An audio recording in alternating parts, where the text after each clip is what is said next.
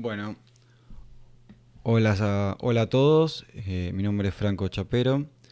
Soy profesor de la Escuela de Arte. Estudié la carrera de audiovisual en la Universidad de La Plata.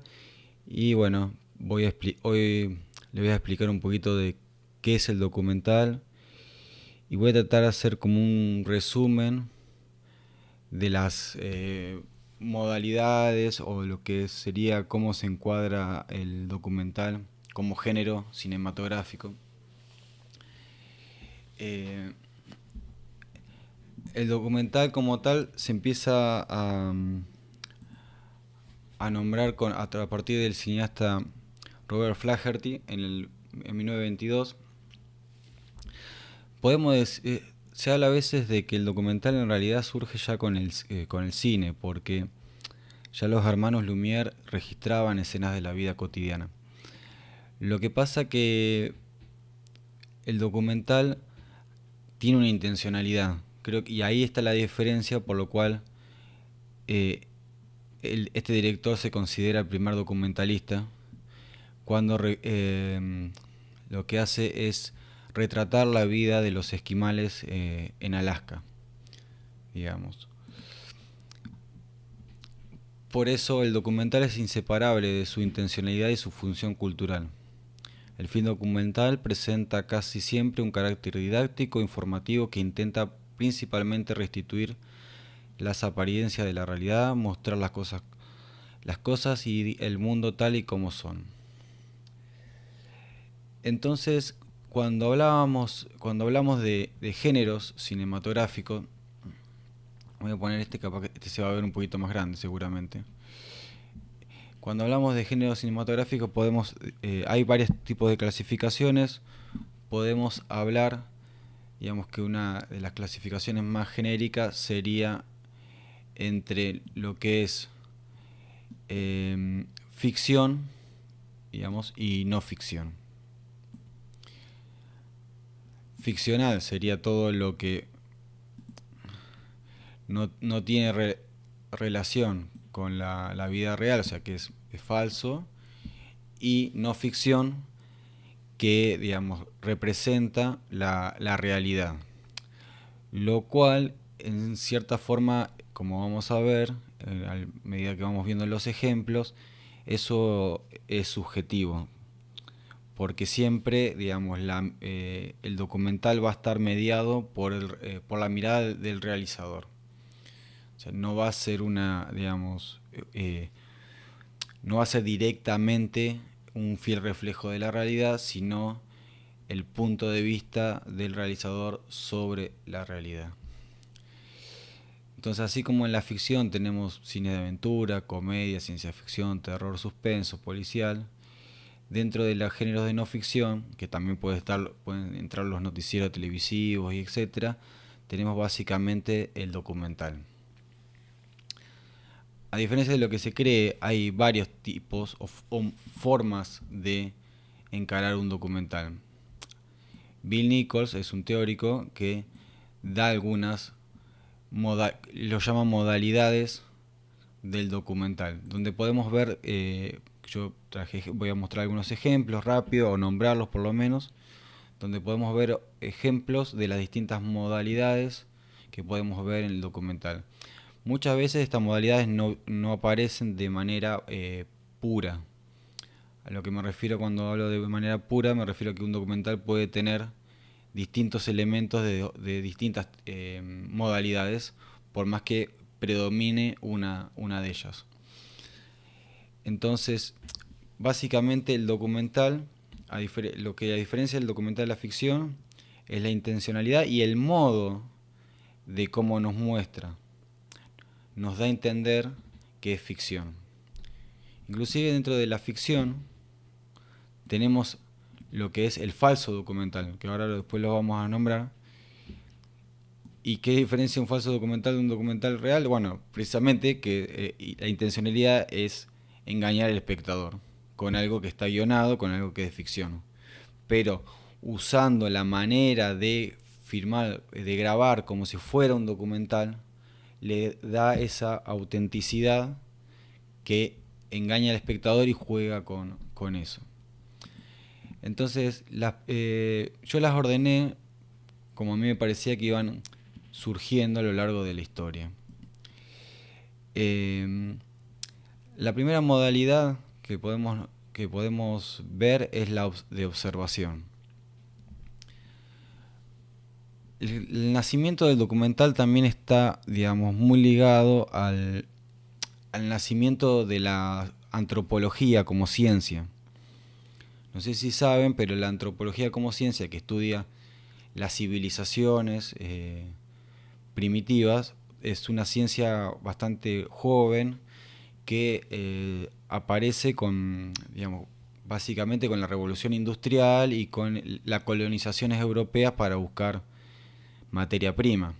O sea, el primer mundo, digamos, que coloniza, o sea, coloniza otras culturas inferiores, entre comillas, y que ya están desapareciendo a través de las invasiones. Bueno, va a estudiar esas culturas primitivas y bueno, a documentar cómo es su vida. Entonces, los primeros los primeros documentales de observación básicamente es eso, registrar el estilo de vida de esas comunidades como sin interferir. Un ejemplo que siempre me ponían era, bueno, se filma, se graba como de lejos, con mucho zoom. Por ejemplo, ahí no sé, están grabando una tribu y se ve un árbol y el camarógrafo está como detrás del árbol. O sea, la idea es como que la cámara no es vista por los que están, lo cual es totalmente ridículo, pero da la sensación como que la cámara no es vista por los que son grabados.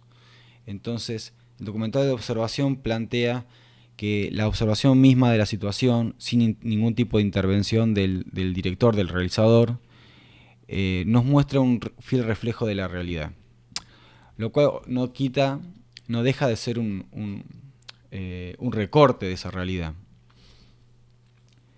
Dentro de esos documentales, digamos, el más famoso, por más que digamos, Flaherty era un director de cine, no un antropólogo, es Nanook, el esquimal. Nanook, el esquimal tiene una particularidad. Cuando Robert Flaherty viaja a Alaska, que es norteamericano, viaja a Alaska para grabar a Nanook, bueno, se queda varios meses viviendo con esta familia de esquimales para ver y documentar su estilo de vida, las cosas que hacen y todo. Básicamente bueno, estamos hablando de cine mudo, básicamente es un registro del día a día de esa familia y es un retrato de la vida de esa época. Lo que sucede es que en 1922 el material fílmico era muy inflamable. Entonces cuando Robert Flaherty vuelve a Estados Unidos, cuando está llegando el barco a la costa, el material se prende fuego y se pierde toda la película. Flaherty, digamos, no se da por vencido, vuelve a Alaska y comienza otra vez a grabar toda la película, que es la película que en realidad nosotros vemos actualmente. La diferencia, vamos a poner un cachito mientras sigo charlando, a ver, Nanook el esquimal. La diferencia de esta vez es que Flaherty ya había estado varios meses con estas familias de esquimales, entonces ya sabía las cosas que le resultaban interesantes. Y directamente hace como si fuera un director y le dice a Nanook, bueno, ustedes vayan de acá hasta para acá, ahora vamos a pescar, ahora van a hacer esto. Básicamente, digamos, hay un trabajo de dirección y de actuación. Y entonces uno diría, bueno, pero esto no es documental, es una película de ficción.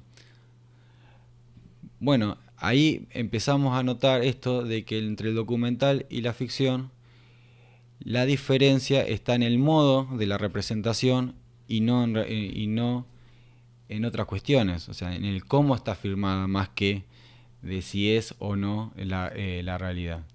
De todas maneras, yo considero que sí, es una película bastante fiel a la realidad, porque él hizo toda una investigación, hay todo un proceso de selección, pero esta situación lo que mostró es que siempre el director va a hacer una selección, un recorte de esa realidad. Por lo tanto, digamos, cuando uno conoce esa realidad, no está mal la intervención del director para poder captar de la mejor manera eso que está viendo que está sucediendo en la realidad.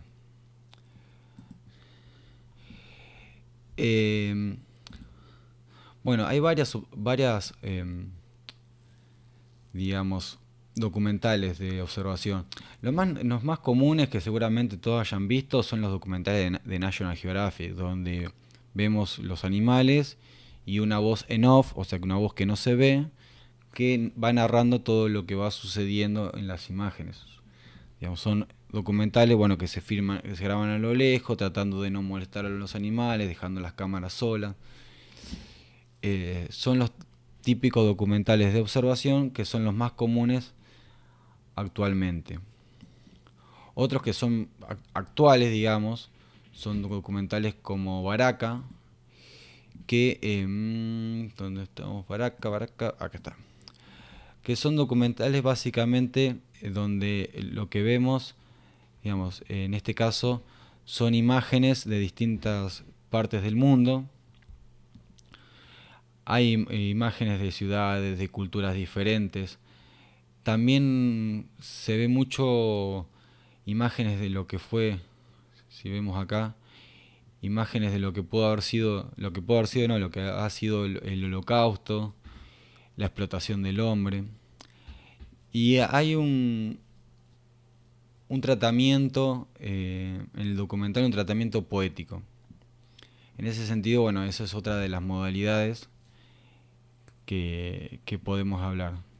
El documental no solamente es descripción, también puede ser, digamos, poesía, porque no solamente el documental llega desde la información que nos da, sino de la poesía, del choque de imágenes, de lo que nos representa, digamos, la vorágine del capitalismo, de la vida de la urbana, los choques culturales, las distintas historias de vida. Entonces es mucho más amplio que solamente dar información. Otro de los que habían puesto como que me parece interesante de observación, y ya el último, así ya no aburro, después retomaré lo de documental poético, como la modalidad poética que aparece Baraka. El camello que llora, ese también es uno. El camello que llora, lo tengo acá. También podríamos decir que es un documental poético y también de observación, pero también tiene puedes decir que tiene otras cualidades. Además, no sé si expositivo, pero tal vez interactivo, porque los realizadores han tenido que convivir mucho tiempo con esta tribu de Mongolia para poder retratar lo que sucede en el documental. Lo cuento un poco, igual creo que vale la pena verlo, por más que ya lo esté contando. Básicamente lo que narra es la historia de una tribu que son pastores, crían camellos, nace un camello albino y la madre lo rechaza. Entonces, el documental es la peripecia que hace la tribu para ir a la ciudad y buscar a esta persona, justo que había aparecido, ahí está, ahí está, a esta persona que es la última persona en el mundo que conserva la tradición de una melodía que toca. Lo que hacen es atan a la cría del camello, que es rechazada por la madre, a la madre, y este hombre toca una melodía que hace que el camello literalmente se largue a llorar y finalmente acepta la cría. O sea, ya en la introducción del documental básicamente está narrada toda la historia. Acá vemos un poquito, digamos, el final, pero o sea, aunque nosotros ya sabemos cómo va a terminar la historia, toda la poética del documental es lo que básicamente nos atrapa.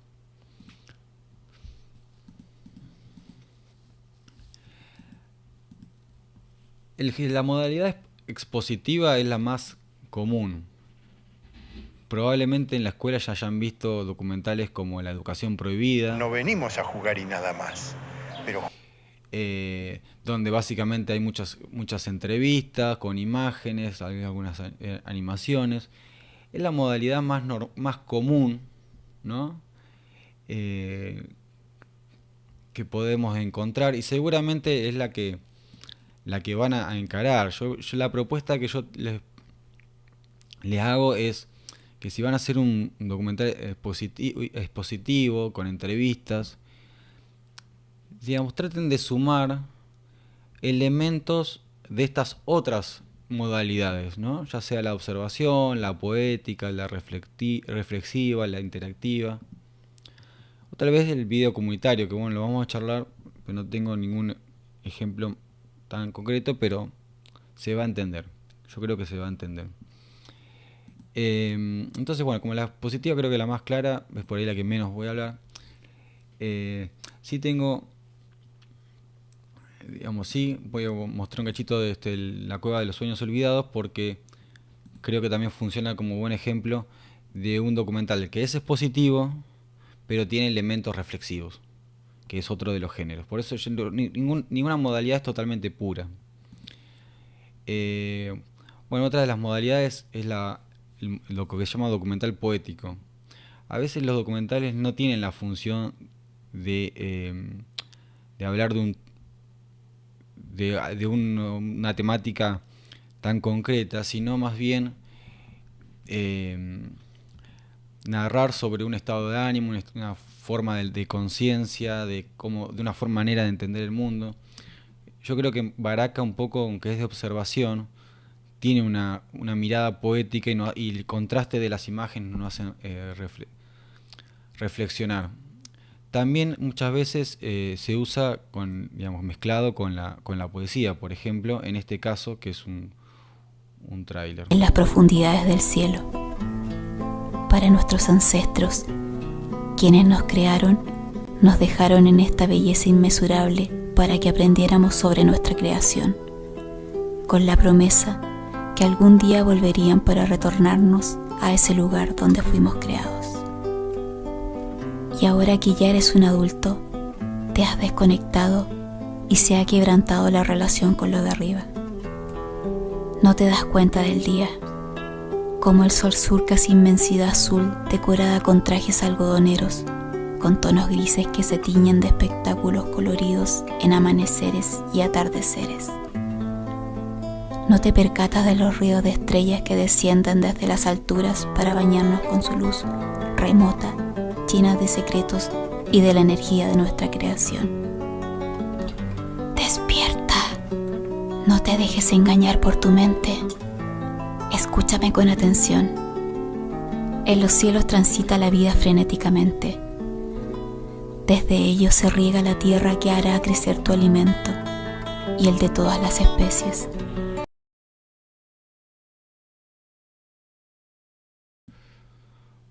Bueno, no los quiero cansar demasiado. Bueno, entonces, el poético tiene eso. A veces, digamos, contar algo, describir la realidad, a veces no alcanza con una entrevista, con una observación. A veces los sentimientos también son una forma de transmitir parte de esa realidad que no se puede contemplar de otra manera, digamos. Por ejemplo, no sé, pensar, digamos, cómo es el ambiente de la escuela de arte o qué es cómo las sensaciones que se viven ahí adentro. Tal vez, digamos, eh, una palabra que diga un entrevistado no son suficientes y por ahí eh, una cuestión más poética llegue más y sea más fiel a la realidad que se vive dentro de la escuela. Bueno, pasando, digamos, la modalidad positiva, ya cuando vemos la poética, la reflexiva, la interactiva, ya podemos ir notando un cambio de paradigma. Cuando hablamos de observación y exposición, no sé si se acuerdan cuando han visto historia o demás, es un pensamiento filosófico más positivista, ¿no? Donde el documental es un fiel reflejo de la realidad. Y cuando ya empezamos con el poético, reflexivo, el interactivo, digamos un pensamiento más bien posmoderno, donde se entiende que el director, lo que estábamos diciendo, no representa 100% la realidad, sino es el punto de vista de él. Por eso lo importante de su impronta. En ese sentido, el reflexivo es muy pregnante en eso, porque el reflexivo generalmente lo que vemos es una reflexión, una reflexión del director hacia lo que está pasando.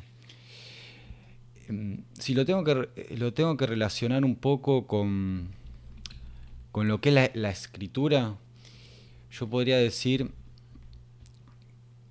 que el expositivo es un texto argumentativo y el reflexivo es más parecido a un ensayo.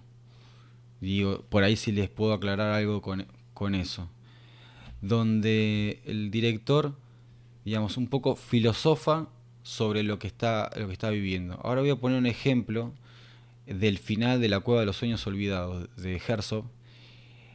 En realidad el documental es un documental sobre las cuevas. No me puedo acordar de el nombre de las cuevas. Básicamente es de arte rupestre. Son cuevas de arte rupestre donde se encuentran obras de arte rupestre y todo el documental gira, es expositivo, con entrevistas, tiene cosas de observación y cuenta todo, digamos, cómo está formada todas las obras que hay. Y en varias partes del documental tira como frases que son, digamos, de carácter reflexivo. Hay una parte que habla,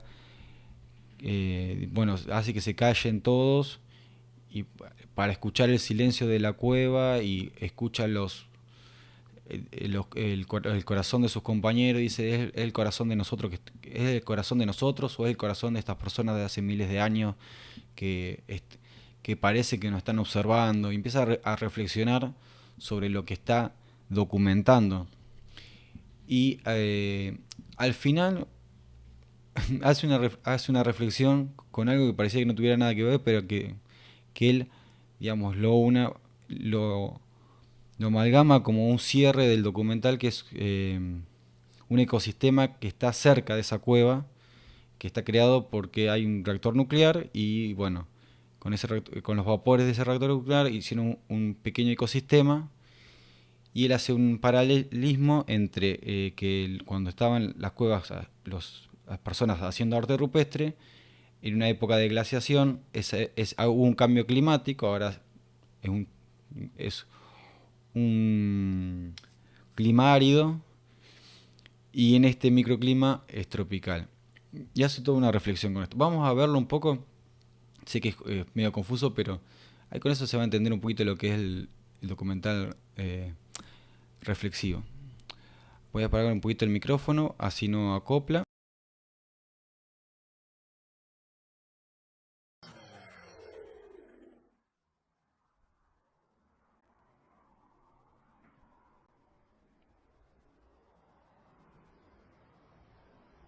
Sobre el río Ródano está una de las mayores plantas nucleares de Francia. La cueva de Chauvet está a solo 32 kilómetros en línea recta tras esos montes de detrás. Un excedente de agua caliente que ha sido usada para enfriar los reactores se desvía a 800 metros de allí para crear una biosfera tropical. El vapor caliente llena enormes invernaderos y el lugar se está expandiendo.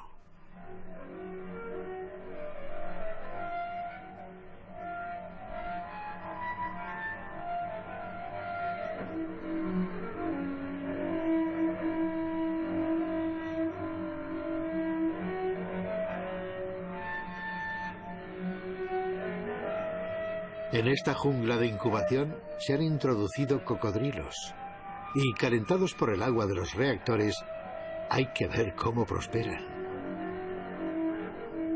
Ya hay cientos de ellos.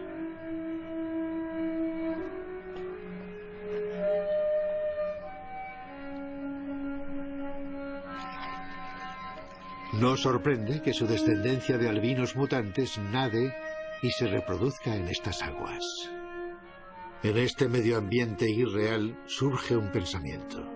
No hace mucho tiempo, solo una decena de miles de años, aquí había glaciares de 2500 metros de espesor. Ahora, un nuevo clima humea y se extiende. Pronto estos albinos podrían llegar a la cueva de Chauvet.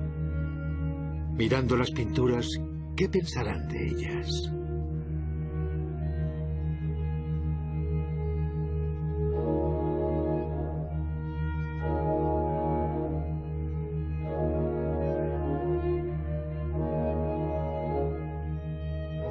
Nada es real, nada es seguro. Es difícil decidir si estas criaturas se dividen o no en sus propios gemelos diabólicos. ¿Se encuentran de verdad o es solo su reflejo imaginario?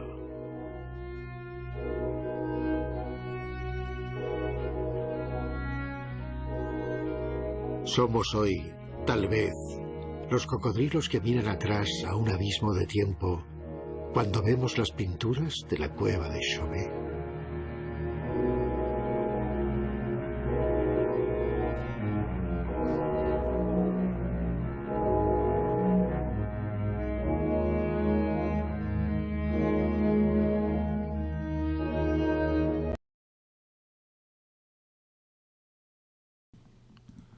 Bueno, como pueden ver, digamos, si ven el resto del documental, básicamente es un documental expositivo que está mostrando todo el interior de la cueva de Chauvet y las pinturas rupestres.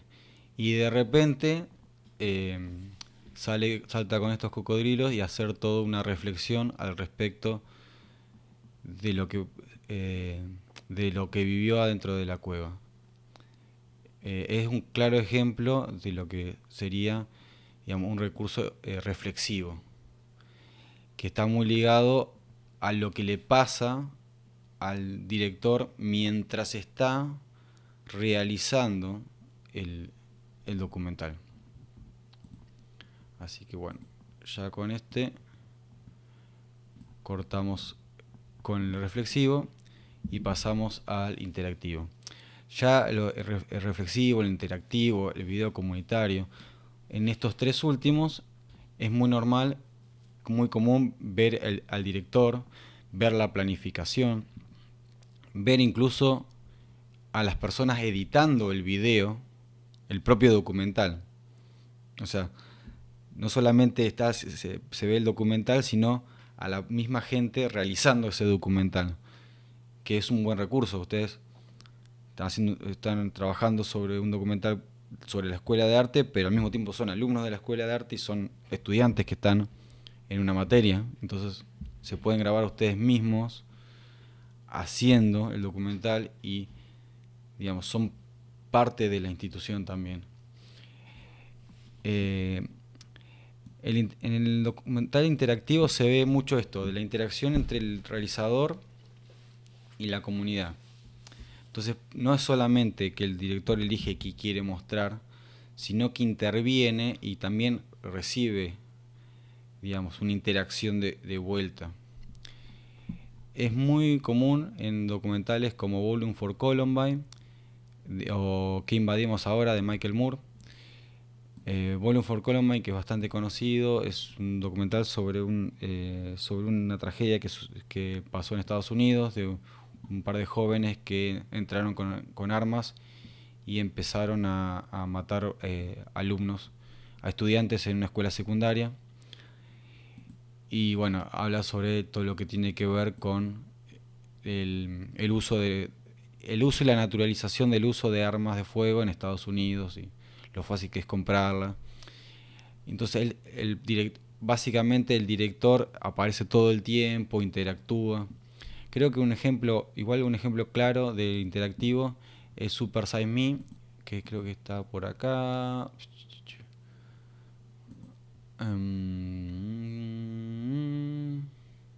Super Size Me, que es un documental que habla de lo que es la comida chatarra y básicamente lo que tiene que ver con McDonald's. ¿Qué es lo que hace por ahí no tiene digamos, la característica interactiva de esto de ir a la comunidad, charlar el ida y vuelta, porque en realidad el tipo está contra una corporación. Pero sí, digamos, hay una cuestión interactiva en la narrativa del documental. Básicamente, el que estábamos viendo en pantalla, que es persona que está en el médico, es el director del documental, y el eje vertebrador del documental es que él se realiza estudios médicos al principio del documental, donde ven su salud, digamos, el colesterol, digamos, todas las características de cómo está su salud. Y lo que va a hacer es, no me acuerdo si eran varios meses, durante un mes nomás. Durante un mes solamente vive comiendo comida de McDonald's. Su única alimentación son la gaseosa, hamburguesa y papas fritas durante un mes. Y básicamente a lo largo del mes se va haciendo todos los chequeos médicos donde sube como 10 kilos, el colesterol se le sube el colesterol, toda la salud se le deteriora. Entonces, ese es el eje vertebrador, y luego obviamente hay entrevistas y demás que hablan sobre todo lo que es la comida chatarra, lo mal que hace, los índices de obesidad en Estados Unidos. Pero digamos, hay una interactividad, una interacción entre el director y la realidad a la que está abordando, digamos. Básicamente, prácticamente es como una performance lo que hace el director, ¿no? Como una performance artística, podríamos decir. En el caso del interactivo. Y luego lo que es video comunitario es un concepto que por ahí está un poquito por afuera de lo que dice la modalidad de Bill Nichols, pero que yo tenía ganas de charlar casi ahora al cierre. Video comunitario tiene que ver con esto que estábamos diciendo del punto de vista. ¿Desde qué punto de vista hago el documental? El video comunitario lo que hace es sacar protagonismo al director y que la comunidad realice el documental. Tiene una cultura bastante más contemporánea, de los años 70, 80, de lo que es todo el trabajo comunitario en barrios. Es un género en sí, digamos, marginal, donde básicamente el documentalista, el director, no realiza, o sea, no trabaja como director, realizador del documental, sino que es facilitador de las herramientas para que la comunidad realice lo que realmente la comunidad quiere mostrar de sí misma y le parece que es importante. A veces la mirada del director, del realizador o del que va a hacer la intervención es errónea con respecto a las necesidades reales de la institución. En el caso de ustedes están adentro, pero en sí está bueno esto de que del feedback y de demostrar esto, realmente esto es lo que necesitamos. Hay varios, no encontré ejemplos claros, pero yo sí sé, que no puedo encontrar para mostrarlo, de algunos. Por ejemplo, en comunidades del sur muchas veces antes se pensaba, bueno, ¿qué necesitan? Necesitan alimentos, necesitan... Y no me acuerdo en qué lugar era, lo que necesitaban, la comunidad lo que necesitaba era una radio. Y nadie pensaba que realmente, ¿cómo una radio? Son gente humilde, ¿una radio para qué? Bueno, la radio en ciudades, en pueblos muy alejados, es la forma de comunicarte con la escuela para avisar que llovió y no puedes llegar a la escuela, que tal persona está enferma. La radio comunitaria es una herramienta para conectar y articular comunidades muy alejadas.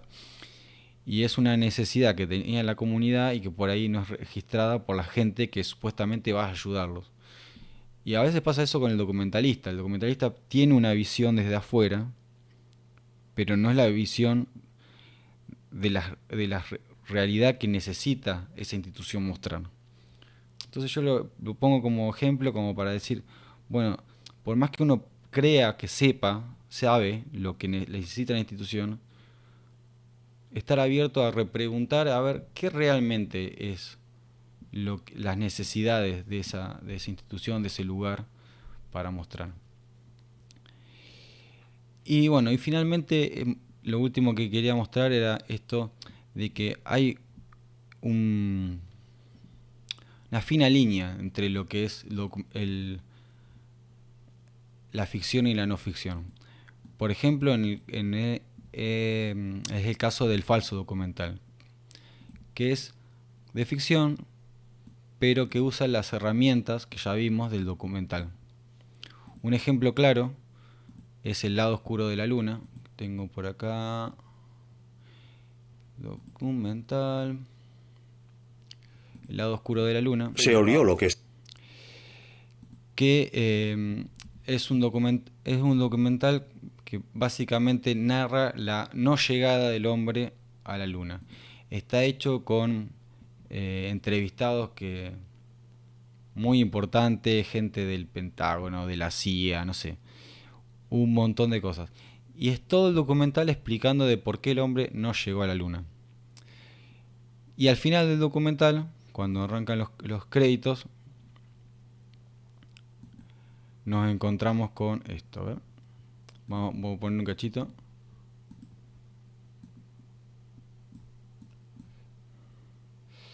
Está todo bien. Voy a cortar acá. Quiero que me crean porque esta es la verdad. Nunca he tenido ninguna... Se basaron en algunas antiguas películas de entrenamiento en Nuevo México e Islandia y un lugar... Tengo que empezar otra vez. No creo que se le pueda dar mucha importancia a lo que dice la gente. Quiero que me crean porque esta es la verdad. Nunca he tenido ninguna relación con esa mujer. A veces los medios sacan las cosas de quicio para escribir una historia. ¿Ahora lo entienden?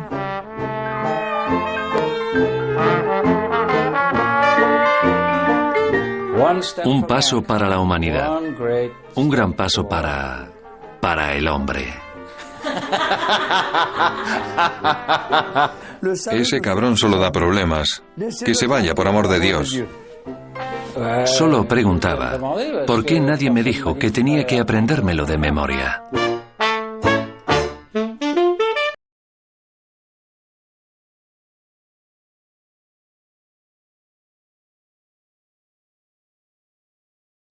Bueno, básicamente al final del documental nos damos cuenta de que todo estaba guionado, entonces no era real.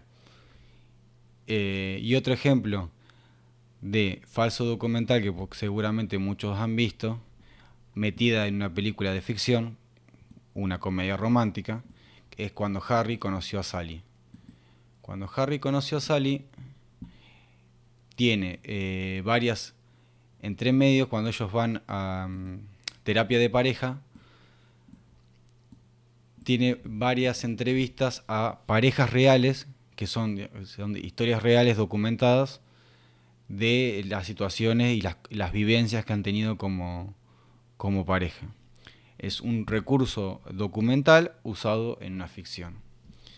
Por lo tanto, también, digamos, es lícito usar recursos de la ficción en un documental. Y de hecho hay ejemplos, ahora por ejemplo no se me ocurre tantos para mostrar, pero bueno, podrían ser escenas, o sea, lo más típico sería las películas, los documentales históricos, no sé, la documental de Napoleón y demás, que tienen reconstrucciones históricas de grandes batallas y demás. Eso está ficcionalizado, pero podría ser una ficcionalización de superhéroes que llegan a la escuela de arte, qué sé yo. Y esos superhéroes tienen que levantar la matrícula de la escuela, por decirlo algo. Y está hecho en un tono medio cómico y medio poético tal vez. La ficción, o sea, así como la ficción puede incorporar elementos del documental, el documental puede incorporar elementos de la ficción. Bueno, espero no haberlos mareado demasiado y disculpen si me fui trabando un poco. Pero bueno, creo que les puede llegar a servir, así que eso es todo. Abrazos.